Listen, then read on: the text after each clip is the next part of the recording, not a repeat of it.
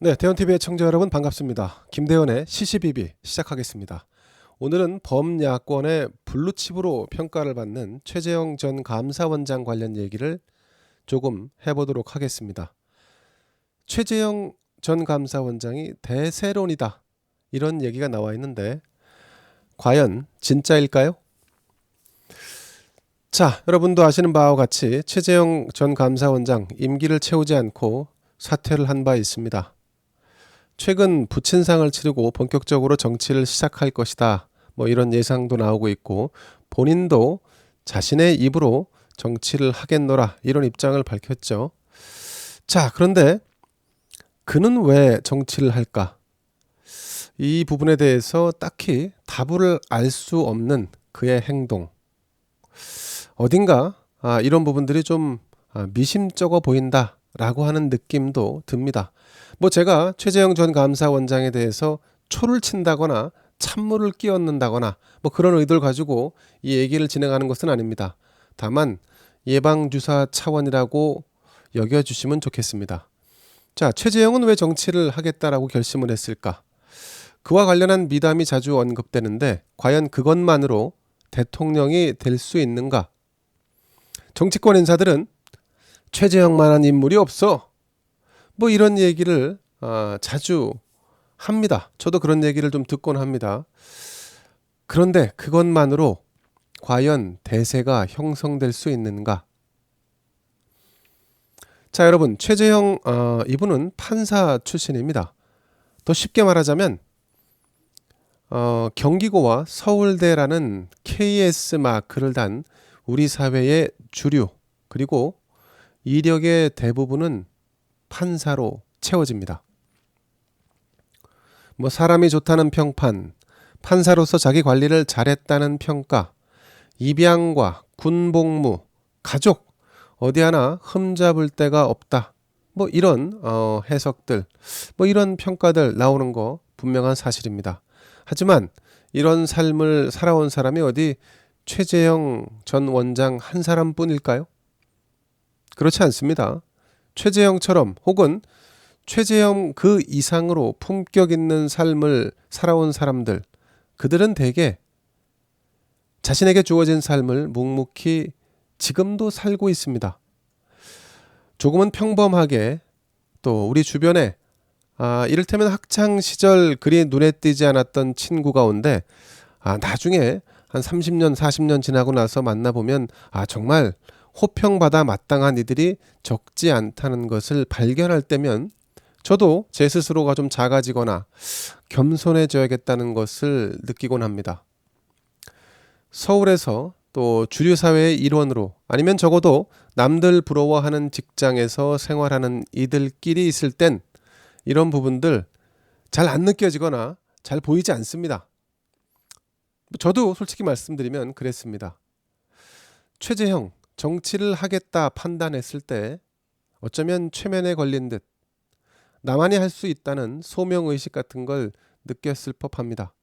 그게 단순히 문재인 정권의 실정 때문만은 아니기를 바랄 뿐입니다.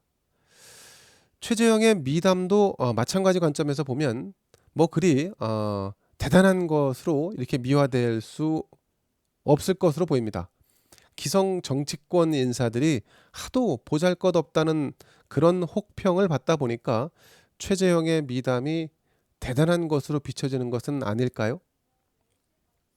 입양 문제, 국내외 입양아 수는 말이죠, 한국전쟁 이후 1950년부터 2019년까지 총 24만 8천 명이 입양이 됐습니다. 이 가운데 국내 입양은 7만 3천여 명인데, 적어도 7만 3천여 가구 정도 되는 이런 가정에서 입양아를 키웠고 지금도 키우고 있다라고 볼 수 있겠죠. 병역 명문가 집안이다. 그런데 대체로 보면 저희도 마찬가지입니다만 아버지, 그리고 형님, 그리고 저 모두 현역으로 군대를 다녀왔습니다. 제 주변에 이런 2대, 3대 다 군 복무, 병역의 의무를 충실히 이행한 그런 집안들, 가정들이 부지기수로 많습니다. 부친과 자신이 군대를 다녀왔다, 그것도 장교로. 입양한 아들도 군대를 다녀왔다. 최재형의 가정은 독보적인 것이 아니라 상당히 정상적인 가정이었죠. 그런데 유달리 우리 정치권에서 이처럼 3대가 모두 군 복무를 했다. 이런 가정이 별로 없다 보니까 최재형 감사원장 부각되는 건 아닐까요? 장애를 가진 친구를 업고 등교했다는 미담도 있죠. 뭐 인정받을 만합니다. 그런데 50여 년 전 그 명문 경기고등학교를 다닐 형편이 안 됐던 그런 인물들 중에도, 사람들 중에도, 시민들 중에도 주변에 장애인을 돕고 살았던 사람들, 지금도 장애인을 돕고 사는 분들 적지 않이 볼 수 있습니다. 최재형 그는 경기고 서울대 법대를 나와서 사법시험을 합격했습니다. 1980년대 중반 20대의 나이에 영감 소리를 듣는 판사가 된 것이죠.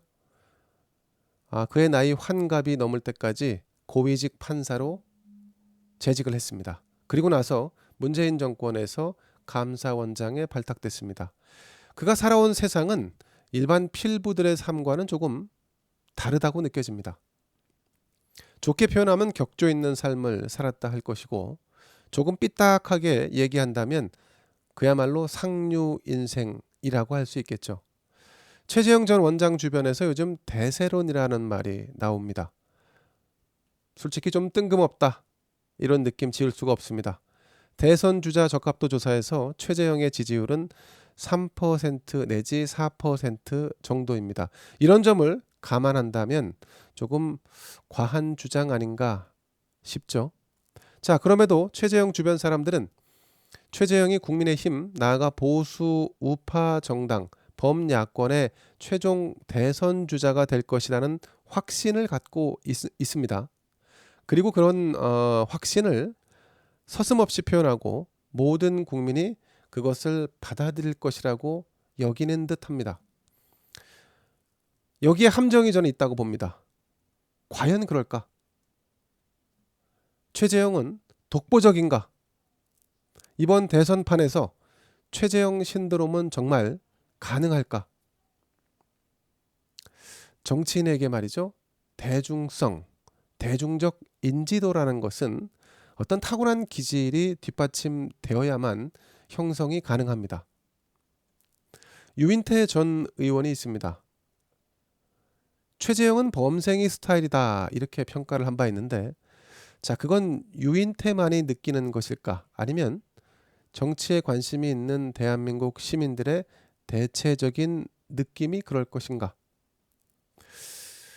대중을 압도하는 흡입력이 과연 최재형에는 있는가? 우리가 한 번쯤 곱씹어 볼 만한 부분이라고 봅니다.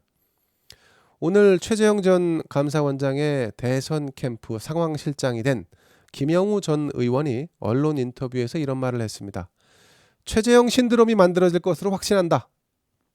대세는 최재형이다. 윤석열 전 총장이 선발 주자라서 범야권의 지지층, 오갈 데 없는 상황에서 지지율이 높게 나왔다고 본다. 내가 보기에 적어도 대중성 측면에서는 말이죠. 윤석열이 최재형을 능가한다. 아마 이런 시민들이 훨씬 더 많을 겁니다. 그리고 이렇게 형성된 어떤 인식, 이런 것들은 불과 몇 개월 만에 잘 바뀌지 않습니다. 정말로 최재형 전 감사원장이 엄청난 대중적 흡입력을 발휘하기 전에는 말이죠.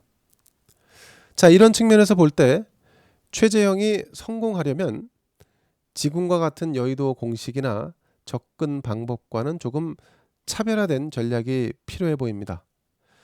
최재형처럼 흠잡을 데 없는 인물이 대통령이 된다면 얼마나 좋겠습니까?